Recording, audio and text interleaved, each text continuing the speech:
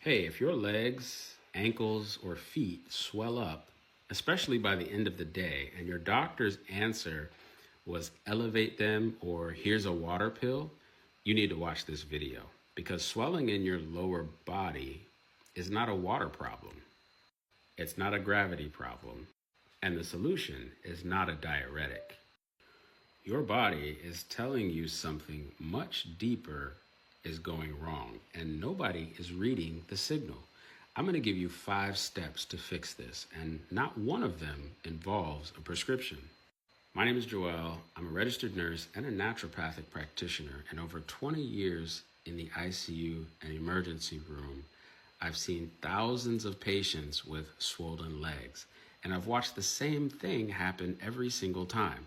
Doctor prescribes a diuretic, the swelling goes down temporarily, the patient comes back even worse because nobody addressed why the fluid was pooling in the first place. You see, a diuretic forces your kidneys to dump water. That's it. It doesn't ask why the water's there. It doesn't fix the drainage system. It's like mopping the floor while the faucet is still running.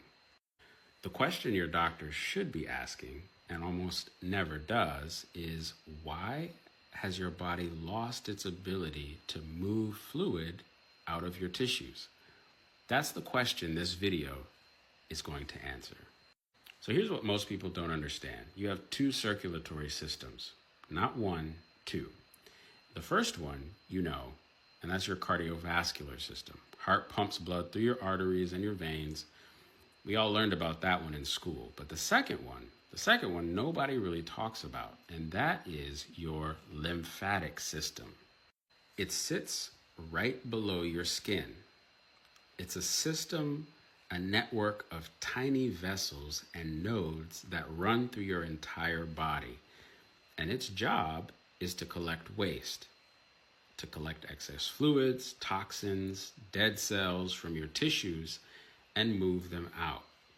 But here's the critical difference. Your cardiovascular system has a pump, which is your heart.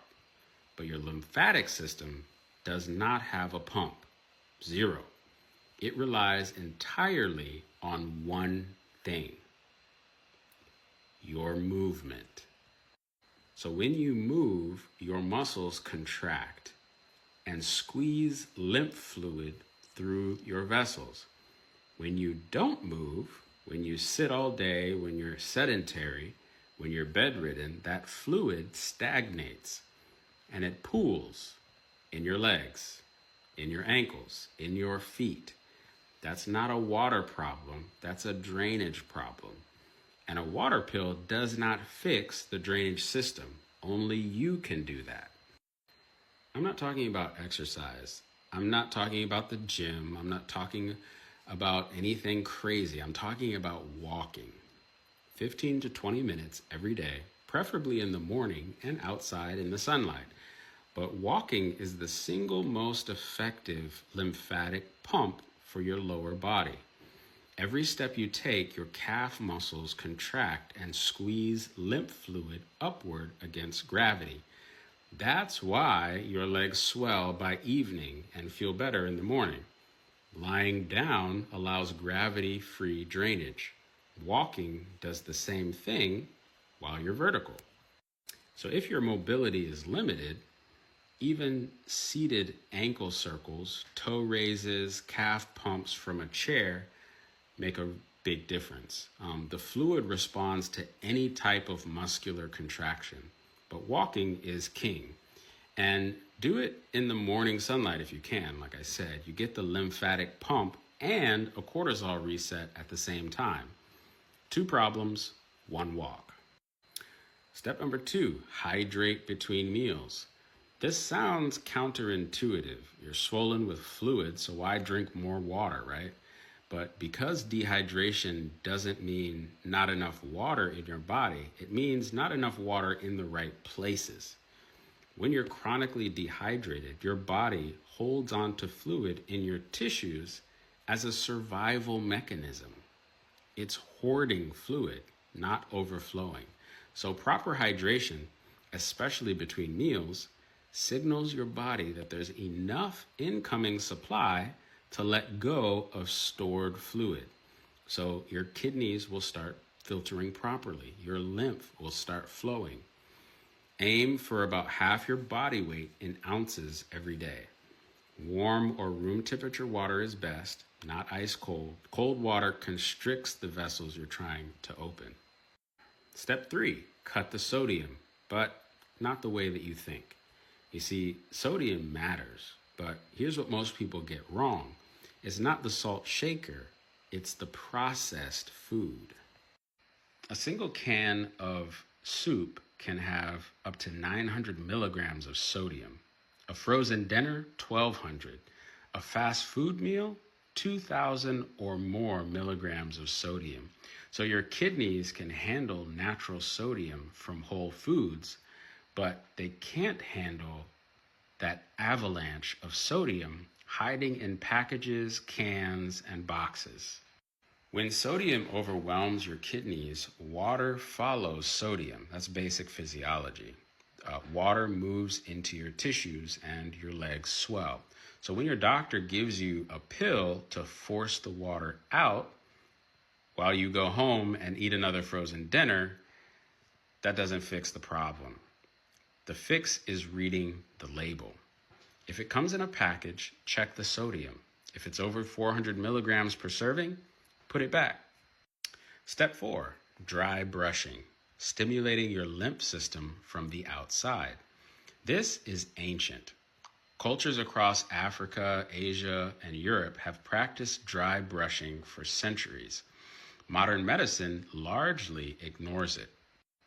Your lymphatic system doesn't care about that debate, though. It responds to mechanical stimulation. Get a natural bristle brush. I did know how to speak once. They're $5. Before your shower, brush your dry skin in long strokes, always moving towards your heart. Start at your feet, sweep upward, your legs, your thigh, your belly, your arms, always towards your heart. That's the direction your lymph flows. This does 3 things. It stimulates lymph movement through the superficial vessels right below your skin. It improves your blood circulation, and it opens your pores so your skin is able to start eliminating more toxins. So you're literally helping your body take out the trash. 2 minutes every morning before your shower, and you'll feel the difference in about a week. And step number 5, legs up the wall 10 minutes before bed. That's the last step, and it's simple. Every night before bed, lay on your back, put your legs straight up against the wall, 90 degrees, and stay there for about 10 minutes. This is called an inversion. Gravity, the same force that pulled the fluid in your legs all day, now works in the reverse. The fluid drains from your ankles and feet back toward your core where your lymph nodes can process it. In the ICU, we would elevate patients' legs all the time for this exact reason. It's not a home remedy, it's a clinical practice. We just never teach patients to do it for themselves at home. So combine this with deep belly breathing while you're inverted and inhale 4 counts, exhale 6 counts. That diaphragm movement creates a pumping action that pulls lymph from your lower body into your thoracic duct. So you're breathing yourself into better drainage. But I know this is a lot of information. Just save this video, send it to someone with swollen ankles. They've probably been told just to take a water pill and elevate. They deserve better than that.